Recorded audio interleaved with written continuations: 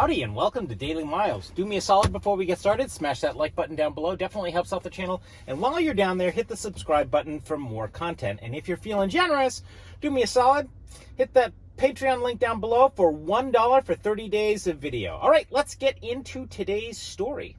So in today's story, we're going to talk a little bit about Buenos Aires. Buenos Aires is the capital of tango in the world. There are actually 3 capitals of tango in the world, but let's just keep it focused on Buenos Aires at the moment. At one point in time, I was doing a circuit of the United States to Europe to BA to the United States, Europe, and then reversing that circuit several times. And as time progressed, I did maybe like, good Lord, depending on the length of time that I spent in Buenos Aires, it was, and Europe, it was usually, I did about 3 months in Europe, maximum 90 days, and then 4 months in Buenos Aires. So I did that circuit for about 6, maybe 8 years. Had a great time, but mostly I went to Buenos Aires for the sole purpose of study, basically, because it's the only place in the world where you can actually go study with teachers that you see on YouTube and hang out with them and get to know them a little bit, but more importantly, to really go deep into your craft. And that's what I was really after. It was going much deeper than an hour-long private lesson with some teacher that's passing through the United States. When instead you want to study with them for several days or weeks at a time and really go deep into their methodology. So I would go to Buenos Aires, spend at least 3, maybe 4 months of just going deep into methodology and ideas and working on my craft. On this particular trip, I spent maybe 3 weeks just going out social dancing, getting my head around. I thought that was a good lead-in to working with this very particular teacher. Now, the point of the story is not working with a particular teacher. It's what happened while I was working with this particular teacher. My day would basically consist of wake up, my practice exercises, then go for a walk, then come back, and then continue working on vocabulary, and then video myself while I was doing that, watch the replay, and then study it again and try to improve it, make changes to it. And then I'd go out to a practica and, do my thing at a practica and try to work in what I was working on, and then go out for dinner, then come back, and then go to the milonga. Now, the milonga that I usually ended up at was La Viruta at about 2 a.m. in the morning, and it usually goes until 6 a.m. After 2 a.m., it's free. That's usually when all the tourists have gone, and it's really just the hardcores, the diehards that are there for one of 2 reasons.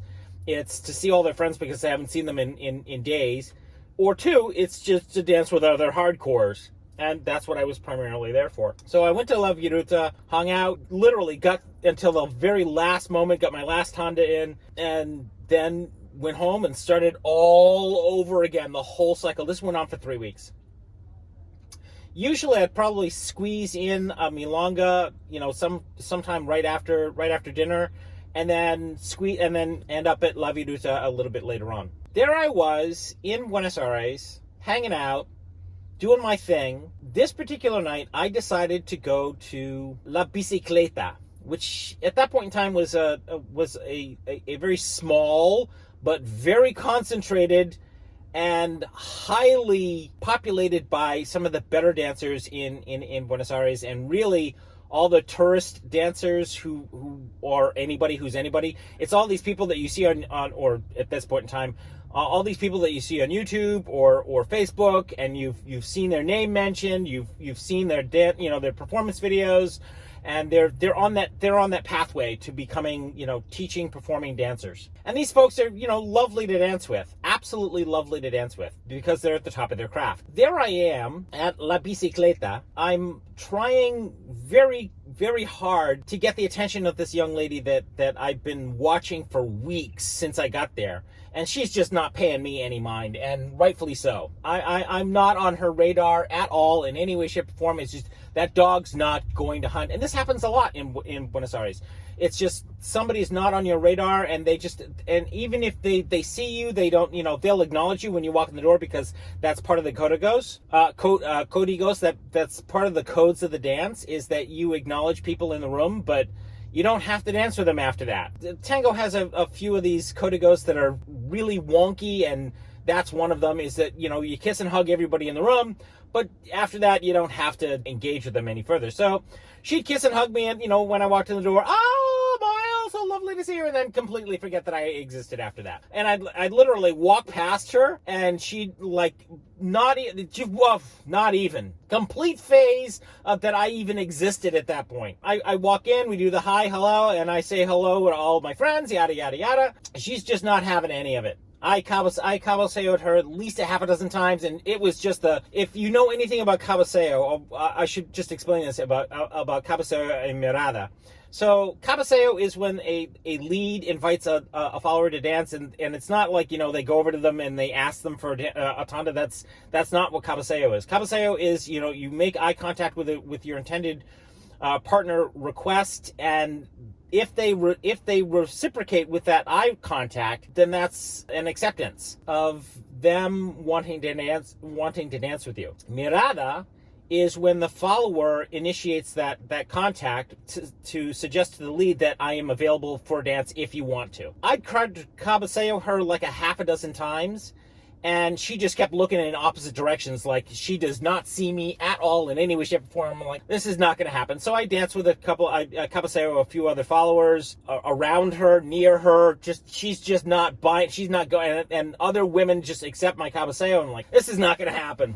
It's not going to go anywhere. I leave La Bicicleta, and I go over to La Viruta, and I meet up with some other friends and dance until about 4:30 in the morning. And I come off the floor, and I go over and I get a drink. And I should point out to you that going over and getting a drink at the bar, for me, because I don't drink, is really just going over and spending lots of money on water, basically. Water in Buenos Aires is crazy expensive at Milongas. When I say crazy expensive, if you were to go buy that same water at a bodega, then that same water will cost you like $1 or $2 in the US. But if you were to price it out at the Milonga, it's like $20 for that same bottle of water. I just wanted to have a drink in my hand, and because it was insanely hot at La Viruta, I sat down at a table. It does not faze me at all in any way, shape, or form that there's this woman staring at me. I'm thinking, it just doesn't register at all. And this woman comes up to me, she looks me right in the eye and is standing like right in front of me. And I look up, and it doesn't register who this is. And she says to me, do you want to dance? And now, this is not unheard of when a woman asks you to dance. And this is not considered a no-no at this particular point, because I've already asked her several times. And what's not clicking is it's the same woman that I've been trying to cabaseo for weeks. And we've engaged, we've actually gone out socially and within the same group of people, but it's not registering, either because I'm so tired or it's so hot. Does not matter. I look up, and there she is. She says, do you want to dance? And my first thought, no, thank you. And the moment it came out of my mouth, I went, oh my God! And I completely corrected myself, because at that moment I realized who was asking me for a tanda. I'm like, oh my God, no, I want to dance with you. And she started to turn away, all upset. She forgives the mistake, and I explain what happened, yada, yada, yada. And we get out onto the floor. It's a milonga tanda. And I'm like, oh my fucking God, please, not milonga. Milonga is my weakest dance. And had been for years. I'm thinking to myself, how do I gracefully get out of this? And she actually says this. She says to me, oh, it's milonga. Yeah, can we wait? I'm like, oh my God, thank you. Milonga is insanely difficult to dance. If you don't know anything about Argentine tango consists of 3 dances: tango, milonga, and valse. Milonga is the faster of the 3 dances. It's 2/4 time. Ha ha ha ha. And it has a unique signature to it.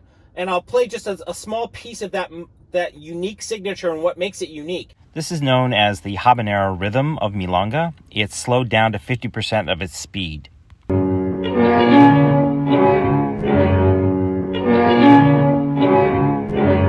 And now here's that same rhythm sped up to 100%.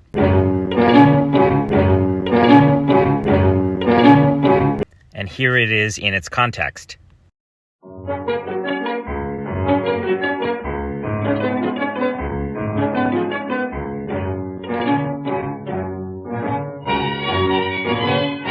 There are many different ways to dance milonga, and I'm not even going to touch on it, but I will simply say this, that dancing milonga for some, even a teacher class dancer, which is what I was at that point, even for a teacher class dancer, can be challenging with somebody that you don't know very well. The milonga is something that you leave for people that you know, that you dance really well with, and then explore that, because it can be a lot of fun. It can also be an enormous amount of a headache if you are not skilled enough to handle milonga's peculiarities, because there's a lot that goes on in milonga. Tango and valse is a piece of cake by comparison. They are the easier of the two dances. Milonga, on the other hand, whole different ball of wax. Anyways, so she says to me, "Oh, it's milonga. Can we wait?" And then I went, "Oh, thank God." And she goes, "Why are you thanking God?" And I didn't realize that I'd said it out loud. And she says, "Well, why are you thanking God? What, am I not good enough?" And I said, No. I said, I was just honest with her. I said, milonga is the weakest of my three dances, and I just don't feel comfortable dancing milonga with you. And I was wondering how I could gracefully get out of this. And she's like, "Well, milonga is not my strongest dance either. Well, let's wait for a milonga. Let's wait for a tango or a valse." So she goes. I said, "Do you want to sit and chat?" And she's like, No. I'll come find you. I'm like, fuck. I think I'm not going to see her for like the rest of the night. It's just not going to happen.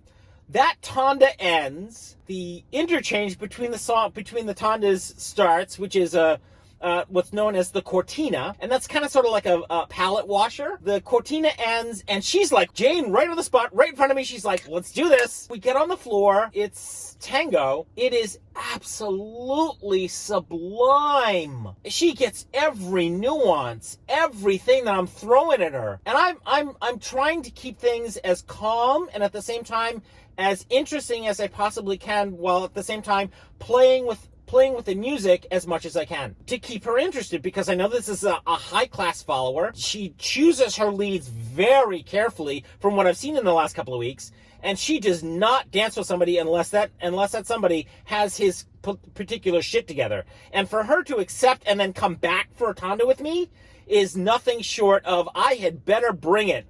So I bring my A game, and I think I'm knocking it out of the park.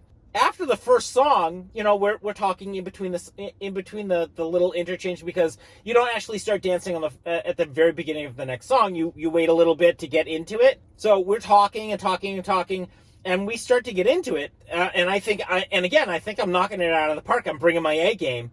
And at the end of the song, we stop, we're chatting, and she says to me, "Do you go to this particular the D&I Practica?" And I said, "Yeah, I do," and which is exactly where I'd seen her. She's like, "Do you want to practice sometime at the D&I Practica?" I'm like, "Are you kidding me? Of course I'd love to practice with her." Yada yada yada yada yada yada. And it does not faze me what she's actually saying to me. It doesn't register. Because I've used this line myself. "Meet me at a practica." Oh my God. So we agree to, the tanda ends, and we agree to meet at a practica that following Saturday. So I go to the D&I practica, I look for her, wait for her, I get a couple of tandas in before she shows up. She shows up, we start dancing together, and then because it's a practica, now you can give feedback. You can't give feedback while you're out social. Well, you can give feedback. It's just a social no-no to dance with somebody and correct their dancing while you're dancing with them. So we're dancing together. She asked me, "Would you like any feedback?" And I said, "I'd love some feedback." And then that's when she hit me with a hammer. This, and starts making corrections left, right, and center. And mind you, these are all the things that I've been working on for like the last 3 weeks with this particular teacher. These are all the things that she's pointing out are the things that teacher has corrected or had changed from what I was doing to what she wants me to go back to doing. So I'm like, wait a second. You know that I'm studying with X, Y, and Z, and she says, "Oh, now I get it. Okay, now yeah, now it makes sense. Okay, yeah, because you're dancing exactly like him. He likes to dance like that, and it's awful." I said, "Oh my God, I knew that," but so I just reverted. I stopped dancing. I stopped working with that teacher almost immediately, because what she was talking about was the same thing that I was teaching my students. I was just trying a different idea, and a different way of expressing the same idea. And she's just like, yeah, you that's not, no, y'all want no part of that one. And I'm like, oh, wow. So her handing me that feedback at that point was incredibly tango changing at that particular point. So we ended up, I basically just reverted back to what I was doing before, and she's like, wow, you're really good. Wow, you're amazing. I'm like, thank you. That's very kind of you to say. I had no idea you were this good. And as it turned out, she ended up being one of my stable practice partners while I was in Buenos Aires that particular stay. But I had an amazing time with her, spent lots of time practicing with her and dancing with her, and got into her good graces, and she ended up introducing me to a whole bunch of other people. All right, that is my little tiny Buenos Aires tango story for today. Thanks a bunch for watching. I appreciate your time, your patience, and your patronage. If you like this stuff, smash that like button down below. I know this is a tango-only story, and most of my tango friends will love this. If you're not a tango aficionado, that's fine. I totally understand that. But thanks a bunch for watching. I appreciate your time, your patience, and your patronage. And if you like this stuff, smash that like button down below. Definitely helps out the channel. While you're down there, hit the subscribe button for more content. And please remember to hit that Patreon link down below for donating for $1 a month for 30 days of video. All right, thanks a bunch for watching. Look forward to seeing you in the next Daily Miles. Bye!